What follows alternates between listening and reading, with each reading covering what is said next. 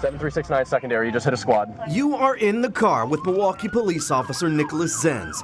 It's September 8th, 2019. A vehicle pursuit quickly turns to a chase on foot. He's over here! Stop! Stop! Stop! It is dark and somewhat hard to see except for one distinct flash.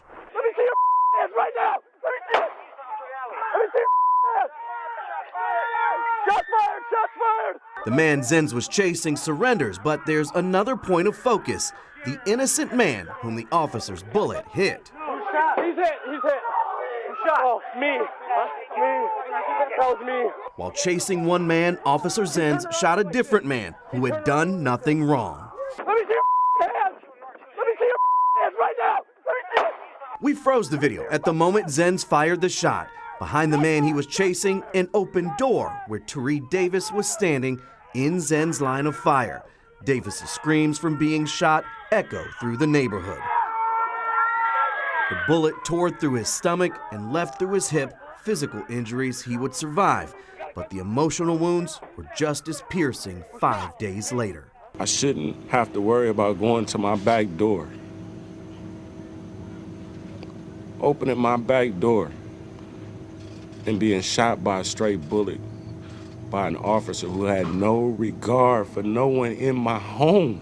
And for that, I want this officer fired. And while Zenz tried to explain at the scene, That was me. He turned around and went like this. He turned around and went like this. Oh, Jesus. the police chief found him guilty of violating 2 department rules.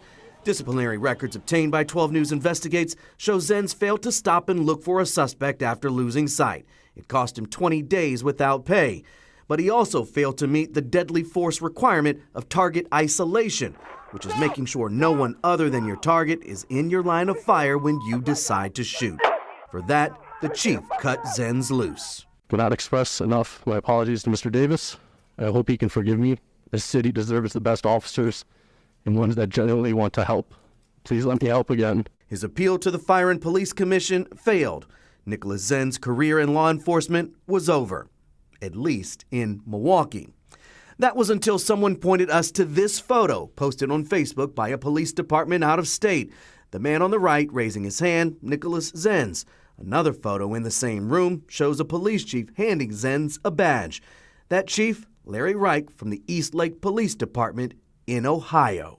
As a citizen, I am appalled. As a lawyer, I would expect it. I hate to say that, but I do. I expect it because, unfortunately, we don't do anything to prevent it. Verona Swanigan is a lawyer who represented Tari Davis in a federal lawsuit against Nicholas Zenz and the city of Milwaukee.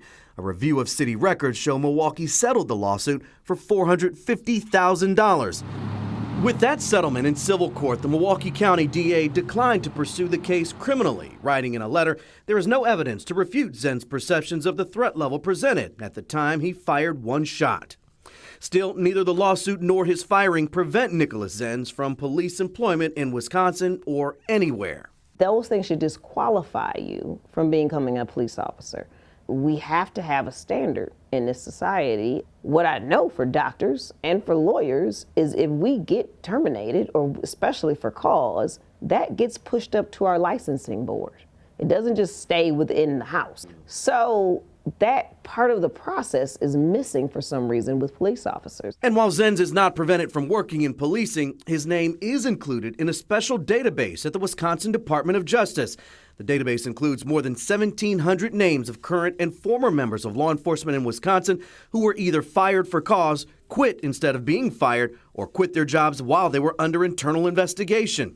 Access to this database is mainly limited to police agencies in Wisconsin to help them make hiring decisions. 12 News Investigates obtained access through a public records request. Those type of databases should be public open information that I could just go online and say, I want to look up whether an officer was terminated. Let me type his name in and it pops up. In Ohio, 12 News Investigates found records showing East Lake Police completed a background check of Zenz while he was still in the academy in Ohio and appealing his firing in Milwaukee. In the background investigation summary, a detective wrote, "I do realize termination for policy violations from a police agency is serious. After learning Nicholas was cleared by the district attorney's office and no criminal charges were brought, I can comfortably recommend Nicholas to continue in the Eastlake Police Department hiring process. Oh, no. Referring to the Milwaukee shooting in an email, the Eastlake Police Chief told 12 News Investigates, "We would have preferred it did not happen, of course, but we are comfortable with our decision to hire Mr. Zenz." And when we spoke to the chief via email, he told me so far he's been pleased with Nicholas Zenz's performance as an officer in Ohio. Meanwhile, over the past 10 years, city records in Milwaukee show the city settled 29 excessive force lawsuits, including the one from Tariq Davis from 2013 to 2023. Taxpayers foot the bill for $13.2 million just in excessive force payouts. And this all started with a photo that we received, that the Investigates team received. Yep, Derek, absolutely. Thank you. And if you have a tip about this story, or if there's another story that you'd like us to investigate, go to WISN.com/tips or send an email to our investigative unit at investigate@WISN.com.